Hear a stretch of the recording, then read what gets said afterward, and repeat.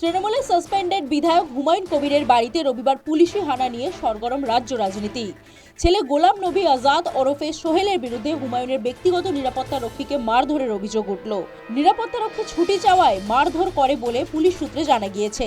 যদিও মারধরের অভিযোগ অস্বীকার করেছেন ভরতপুরের বিধায়ক। তার পাল্টা দাবি, পুলিশ বাড়িতে গিয়ে তার স্ত্রী ও পুত্রের সঙ্গে অশালীন আচরণ করেছে। সেই সঙ্গে আগামী বৃহস্পতিবার মুর্শিদাবাদের পুলিশ সুপারের অফিস ঘেরাওয়ের কথাও ঘোষণা করেছেন তিনি। দেওয়া হয়েছে বহরমপুর স্তব্ধ করে দেওয়ারও হুঁশিয়ারি।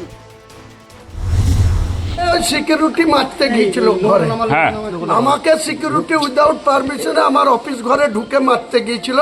তার জন্য ছেলে তাকে ঘাট ধাক্কা দিয়ে বের করে দিয়েছে। তার জন্য যদি পুলিশ যায়, পুলিশ অ্যাকশন করুক। আমি মুর্শিদাবাদের পুলিশকে বলছি তো ওই বৃহস্পতিবার 12টার সময় ঘিরে এর জবাব নেব যে আমার বাড়িতে পুলিশ কি কারণে গিয়েছে উইদাউট নোটিশে। হুমায়ুনের বাড়িতে পুলিশি অভিযান নিয়ে শুরু হয়েছে রাজনৈতিক তরজা। রাজ্য সরকারকে নিশানা করে কার্যত হুমায়ুনের পাশে দাঁড়িয়েছে বিরোধী শিবিরগুলি। যদিও পুলিশের কাজ করেছে বলে পাল্টা সাফাই তৃণমূলের। বিএনএসএ দেখবেন 35 নোটিশ দিতে হবে, ঠিক আছে। ওখানেও যেটা করেছে পুলিশ রাজ, তবে হুমায়ুন কবিরই বলতে পারবে গোটা রাজ্যে যে এনাদের পিসি ভাইপোর বিরুদ্ধে যে কথা বলবে পুলিশকে লেলিয়ে দেবে, এটা অত্যন্ত স্বাভাবিক। এই জন্যই তো পশ্চিমবঙ্গ জুড়ে আওয়াজ তোলা উচিত। এখন নাকি পুলিশের গার্ড সে ধাক্কা মারতে গেছে, নাকি মারতে গেছে, তাকে নাকি ধাক্কা মেরেছে। এখন সবে হুমায়ুনের ছেলে, তাতে কাজ না হলে হুমায়ুন, তাতে যদি কাজ না হয় তাহলে বুকের ব্যথা, অতএব কোন একটা দিকে চলে যাবে, বা ব্যথা কমে গেলে আবার তৃণমূলে চলে আসবে। তৃণমূলের সব নাটকই সম্ভব।